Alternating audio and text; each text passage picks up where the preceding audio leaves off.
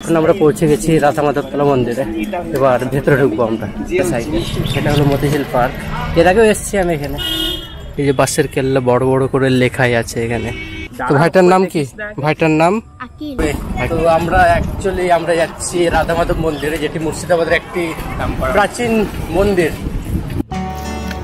আমার নতুন একটি ভিডিওতে তোমাদের সকলকে স্বাগত জানাই। আজকে আমি যাচ্ছি রাধা মাধব মন্দিরে, যেটি প্রায় 400 বছরের একটি পুরনো মন্দির।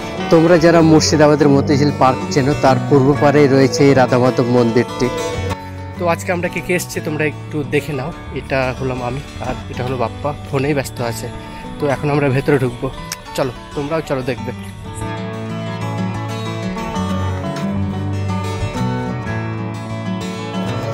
শোনা যায় যে জীবন গোস্বামী তার শিষ্য হরিপ্রিয়া বংশীবদনকে বৃন্দাবন থেকে একটি শ্রী রাধা মাধবের মূর্তি আনতে বলেন, যেটি নবদ্বীপ ধামে যাওয়ার কথা ছিল।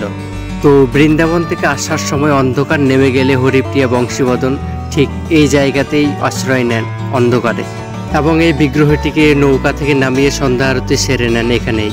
পরের দিন যখন তিনি বিগ্রহটিকে নিয়ে বেরোবেন, তখন আর তুলতেই পারেননি নৌকায়।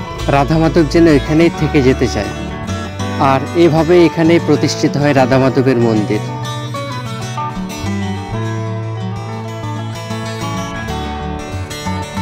এরূপ শোনা যায় যে নবাব নওজেস যখন ঘোষাটি বেগমের সঙ্গে মতিঝিলে বসবাস করতেন, তখন মন্দিরের শঙ্খ ঘণ্টার আওয়াজে নামাজের ব্যাঘাত সৃষ্টি হওয়ার অজুহাতে ওই মন্দিরের সেবায়তকে জব্দ ও বিতরিত করার জন্য নবাব তার এক কর্মচারীর মারফত একটি পাত্রে পুষ্প দ্বারা আবৃত হিন্দুদের নিষিদ্ধ মাংস ওই দেবতার পূজার উদ্দেশ্যে মন্দিরের সেবায়তকে পাঠিয়ে দেন। পুরোহিত কোনরূপ সন্দেহ না করে দেবতার উদ্দেশ্যে নিবেদন করে, পরে ওই কর্মচারীকে প্রসাদ রূপে ওই পাত্রটি ফিরিয়ে দেন। অনুচরটি ওই পাত্রটি পরীক্ষা করে দেখেন যে মাংসের পরিবর্তে কয়েকটি জুঁই ফুল রয়েছে সেখানে। অনুচরের মুখে দেবতার অলৌকিক শক্তির পরিচয় পেয়ে নবাব অতিমাত্রায় বিস্মিত হন এবং কৃতকর্মের জন্য অনুতপ্ত হয়ে বিগ্রহের সেবা পূজার জন্য তিনি নিষ্কর জমি দান করেন।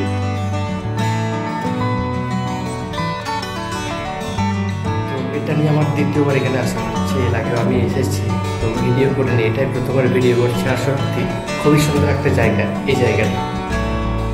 এখানে বসার জন্য খুব সুন্দর একটা জায়গা করা আছে, যদিও এখন কেউ সেরকম নেই।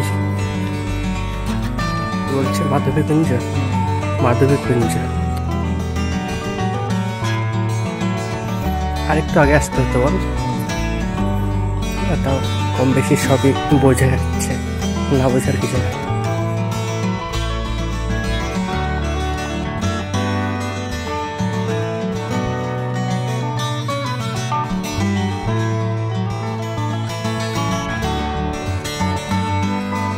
আমরা যে জায়গাটায় আছি তার পেছনে মতিঝিল আছে, তো সেই জায়গাটা আমরা দেখে নেবো, চলো।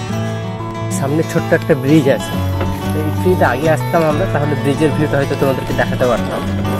আরে ইয়ার পাঁচির দিয়ে দিয়েছে দেখছি এই সাইডে, আগে তো পাঁচির ছিল না। তো ভাবলাম এই রাস্তা দিয়ে আসবো, ওই রাস্তা দিয়ে আসাই হলো না, আবার আমাদেরকে আলাদা রাস্তা দিয়ে আসতে হচ্ছে।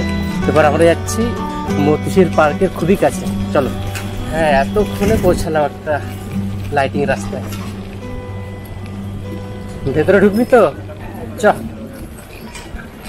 আর একটু বিকেলে যদি আসতাম না আরো ভালো হতো। তো ভাইটার নাম কি? ভাইটার নাম আকিল। আকিল, বাড়ি এখানেই?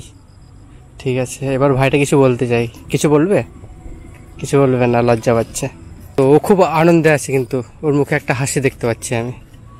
তো এই সাইকেলটা আমি এনেছি, তো ও চালাচ্ছিল, বললো একটু চালাতে দাও, চালাবো। তোকে একটু চালাতে দিলাম।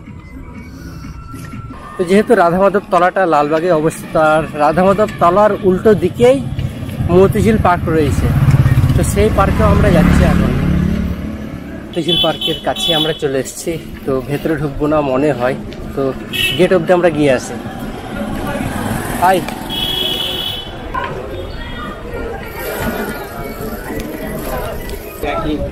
দাঁড়া, ব্যাগ নিচ্ছিস?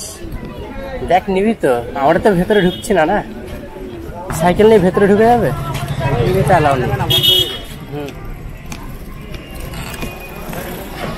এটা হলো মতিঝিল পার্ক, এখন বন্ধ, কিন্তু এখানে আমি এর আগে ভিডিও করেছি। হ্যাঁ, এখান থেকে বলছে ভেতরে ঢুকানো যাবে না সাইকেল। ঘুরে গেলাম, কারণ সাইকেল নিয়ে ভেতরে অ্যালাউ নেই। বেরিয়ে গেলাম আমি, অন্য একদিন আসবো। আরও একটু ইচ্ছে ছিল গেট অব্দি যাওয়ার, ঘুরে চলে আসলাম। মাঝে মধ্যে আসি এরকম ঘুরতে, একটু মাইন্ডটা রিল্যাক্স হয়ে যায় আসলে। বুঝলি বুঝলি না, ঠিক আছে বলছিস এখন চল ঘুরে আসছি একটা হবে। হ্যাঁ এমনি শুধু রাউন্ড মেরে আছে নাকি? রাউন্ড মেরে আছে, ভিডিওটা বানিয়ে আছে। ঠিক আছে, বাপ্পা বলছে একটু ঢুকবে বাসের কেল্লায়। ঢুকলে ঢুক, চল। সাইকেল রাখতে হবে। সাইকেলটা কোথায় রাখবো দাদা? ভেতরে রাখলে হবে তো।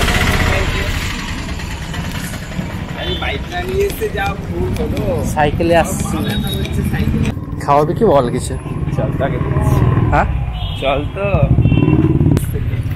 তো এটা হলো বাঁশের কেল্লা, একটা রেস্টুরেন্ট। যখন তোমরা মতিঝিল পার্কে বা লালবাগে কোথাও ঘুরতে আসবে এই জায়গাটা অবশ্যই আসবে, খুবই সুন্দর একটা জায়গা। কি দেখাবো, বাপ্পা বলছে এখানে খাবে না, অন্য জায়গায় খাবে, তার জন্য আমরা এখানে খাচ্ছি না, এমনি একটু দেখিয়ে দিলাম আর কি। ঠিক আছে, অন্য একদিন আসবো, তখন বসে খাবো, কিছু একটা খাবো, এখন খাচ্ছে না। তো এটাই ছিল বাঁশের কেল্লা। এই যে বাঁশের কেল্লা বড় বড় করে লেখাই আছে এখানে। তো আজকে অনেক ঘোরা হয়ে গেল, তো এবার আমরা বাড়ির কাছে চলে এসেছি। আজকের ভিডিওটা আমি এখানে শেষ করছি, আবার আমাদের দেখা হবে পরের ভিডিওতে। Okay bye.